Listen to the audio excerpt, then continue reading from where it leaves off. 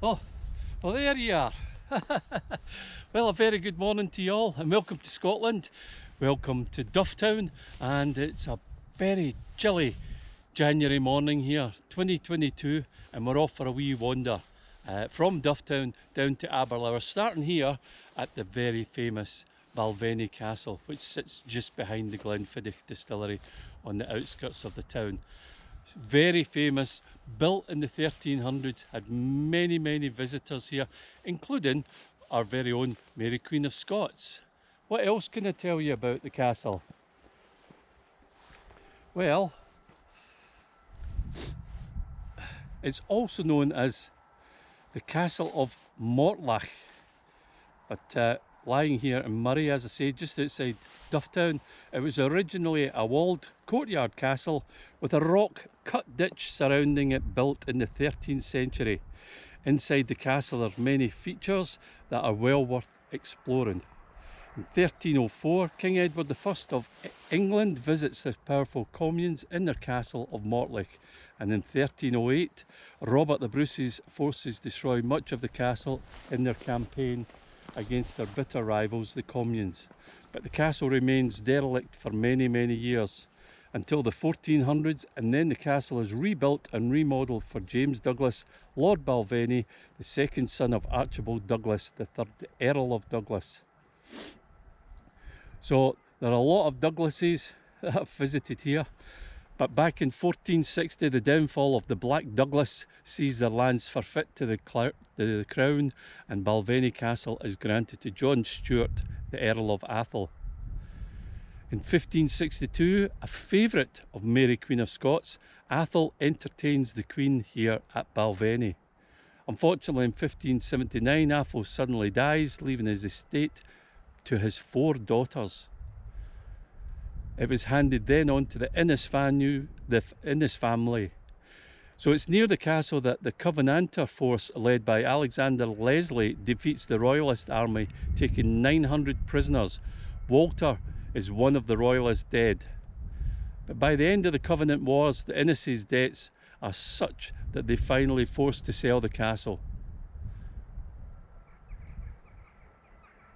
In 1715, William Duff is here, and he strengthens the castle holding against the Jacobites.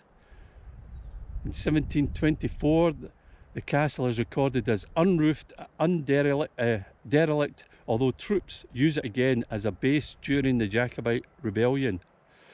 And in 1746, a Hanoverian force under the Duke of Cumberland briefly holds the castle in the aftermath of the decisive Battle of Culloden. And here it sits to this day, just no roof and not much inside it, but a stunning place to come and visit. Unfortunately, the castle's closed just now, so we can't go in, but please, if you're up here in this neck of the woods, come visit Balvenie Castle. Here we are now round the back of the castle. Now during the summertime you can't actually see the castle from the roadside here because of the trees, but you can just see the back wall of the castle there, just poking through, and this gives you an idea of how close we are to the distillery. So it's only a 2-minute walk.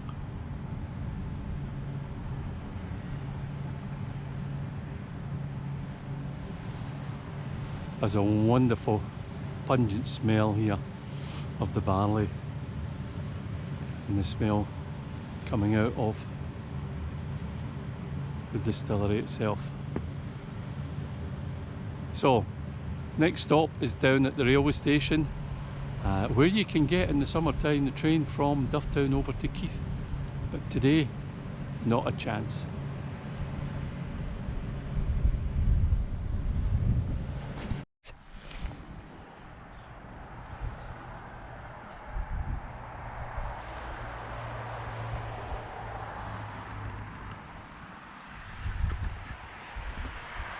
Do you see the resemblance?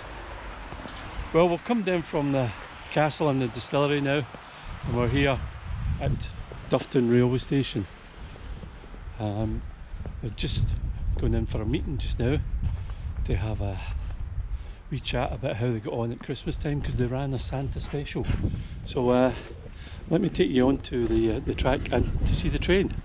So don't forget, no cycling. Push it.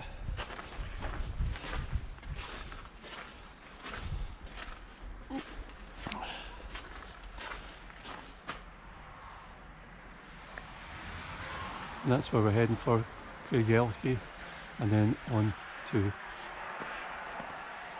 Aberlour. Oh, in the pocket.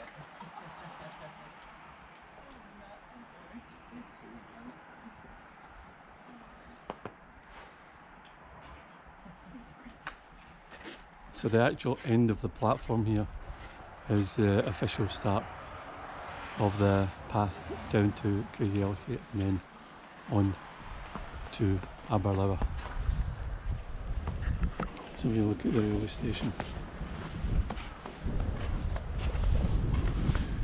So the volunteers here have done an amazing job of keeping it going. So good on them. Well done.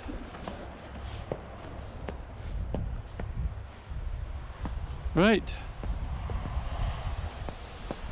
So here's the train for Keith, if you want it.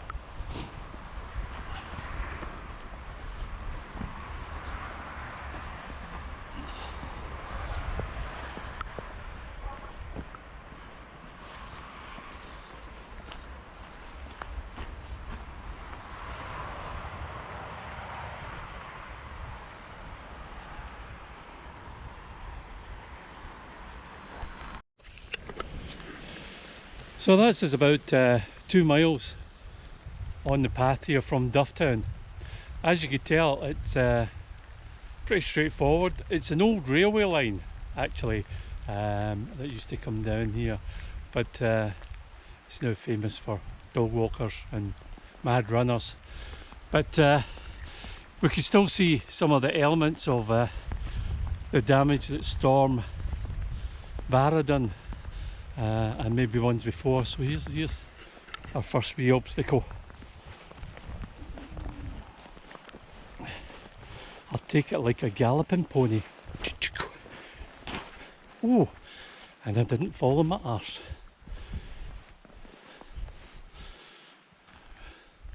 Okay, onwards to Craigellachie, or to some of our tourists, Craigellachie.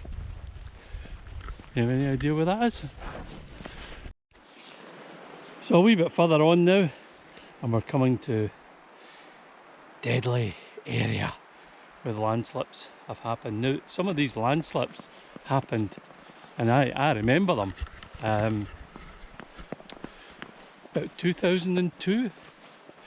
So it was quite a wee while ago, but I remember quite soon after it, the local council here came and made it as safe as they could. But yeah, landslides. Now you can imagine, you can see behind me there how straight it is. Oh, okay, that wee curve. But ahead of us, down here, it's bang on line. And I don't know if you can use your imagination to think back into the Victorian times when the trains would hurtle up and down here. You know, maybe in a summer's day they'd have all the windows open and the gentry would be out and enjoy a day on the train. Or it might be pitch black, a winter's evening, and terrified. Down here we've got the River Fiddich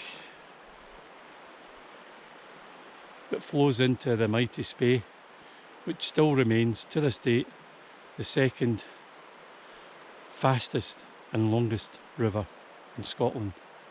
I'm pretty sure I'm accurate about that one. Right, let's keep going. So we're just about an hour into our walk and we're still following the path alongside the River Fiddich, which looks rather bonny today. It probably looks bonny in any day.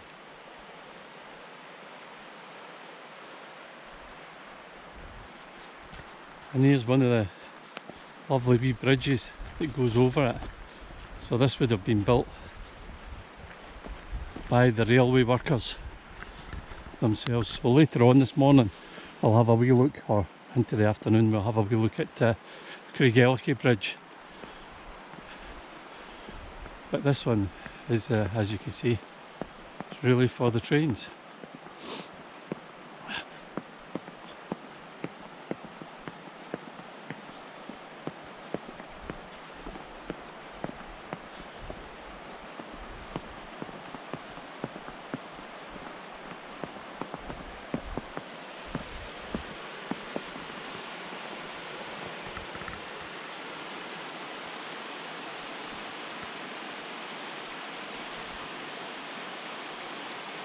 The actual river level's quite low just now. I thought it would have been much higher.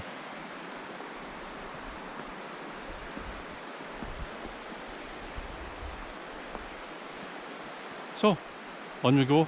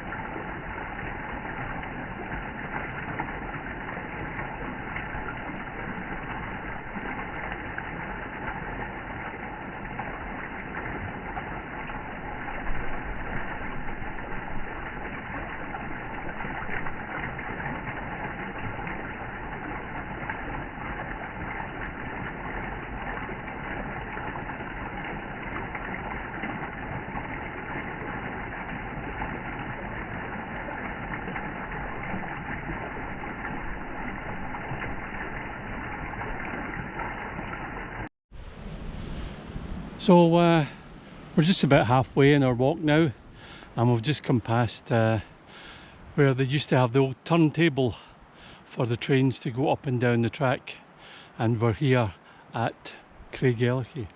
Just through the trees there you can see one of the other favourite places that a lot of people like to visit. That's the Fiddich side in, obviously on the River Fiddich. So here we go, let me take you through the train station. Anybody who's taken part in the dramathon, this would have been a welcome stop for you, as the local running clubs usually set up a water station and a food station here, and I've seen it in action and the food is amazing. You probably didn't want to go that last bit all the way up to Dufftown, but here we are here, and there's a few photographs on this board to tell us about Fiddich Park.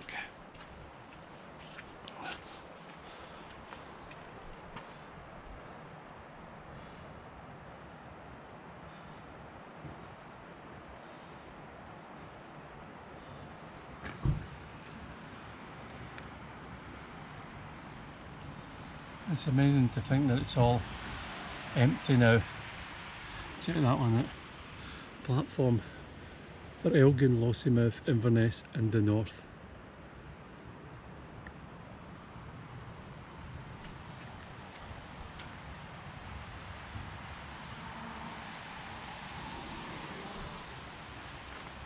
So the Fiddich Park occupies the site of the former Craigellachie railway station, which was opened in 1863 and was known as the Strathspey Junction until the name changed in 1865 to Craigellachie, and remained so until the closure of the passenger trains here in 1968, so within my lifetime anyway.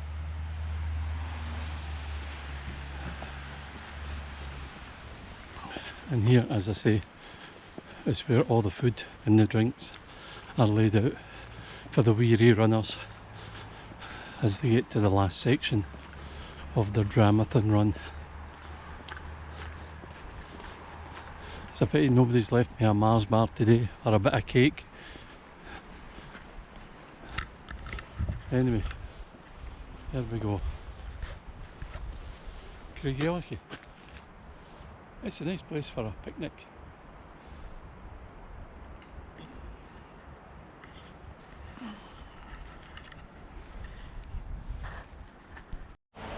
And as we come down from Craigellachie now, pass over the main road bridge, and we get our first glimpses of the mighty River Spey. It's well up today, as you can see. So let's go on to have a wee look at the bridge here that was designed and built many moons ago by Thomas Telford. Many people like to come here to either swim or to picnic, because it really is a very, very bonny spot with sand.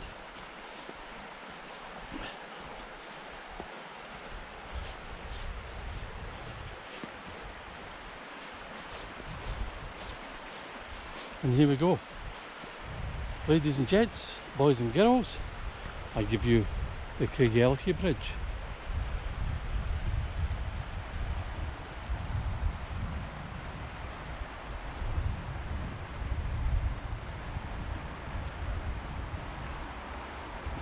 Absolutely stunning in all weathers, with its 4 round towers and huge span, with over there a right hand degree turn of 90 degrees, which was obviously not made for big lorries and buses and God knows what's, but absolutely brilliant.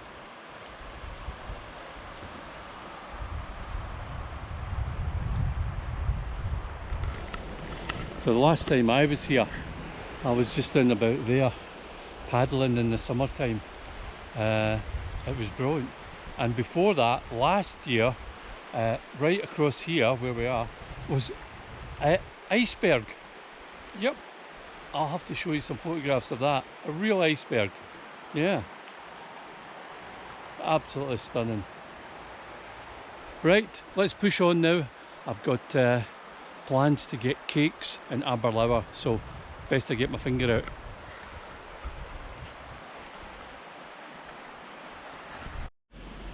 Okay, now this has come off of the informal wee path and detour around by the Craigellachie Bridge, and we've now come back up onto the formal Speyside Way, which still is a railway line.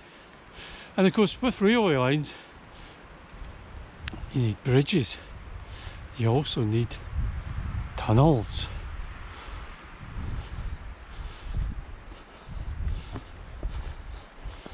And here we go.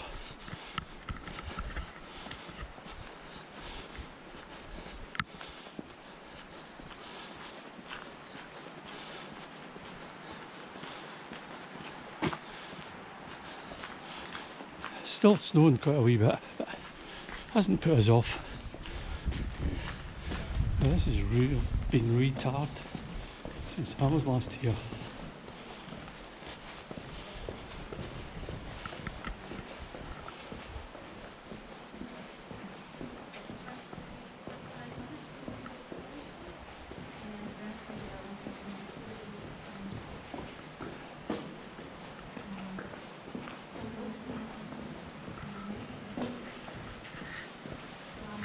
Hi. And here we come.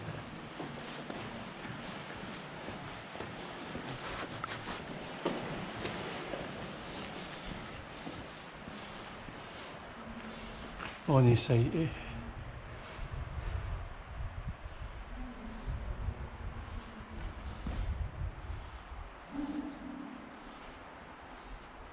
Spooky people.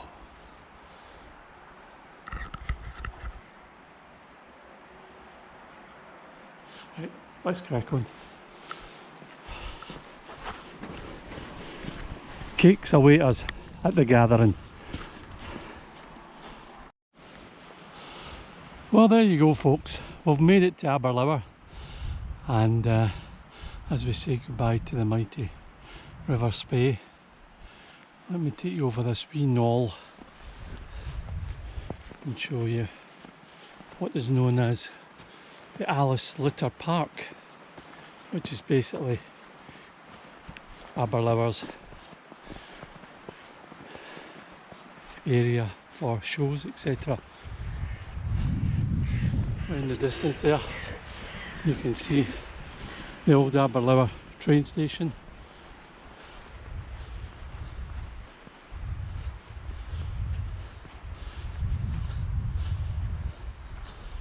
Let's go over here. Try not to fall in your arse.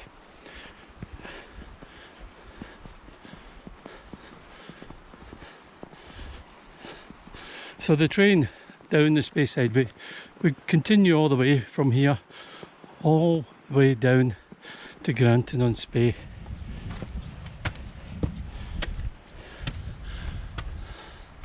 And the clock stopped at 2:30. So, thank you very much for coming with us. Another one of those Kilmarnock water fountains. It doesn't work. Neither does Kilmarnock, the football club that is. And there we are. Aberlour. So yes. So I want you to use your imagination again and look at this area of ground in front of us and think about it in the summertime, and think about it filled with dancers, heavyweights, athletics, running, stalls, and all sorts of things, as this is where they hold the annual Aberlour Highland Games. And if you ever get a chance, folks, this is pretty international here, come visit. It's right up there in the Highland Games in Scotland and round the world. And of course, you know, one of the things that makes it just that wee bit better is the announcer stroke commentator. I wonder who that is. Anyway, we're going round the corner here now to a wee place called The Gathering, what my pal owns, and we're going to have cake and coffee, and maybe I'll try not to be too naughty and get a square sausage, because you sound like Sean Connery. Right, thank you very much for coming with us. Take care now, folks.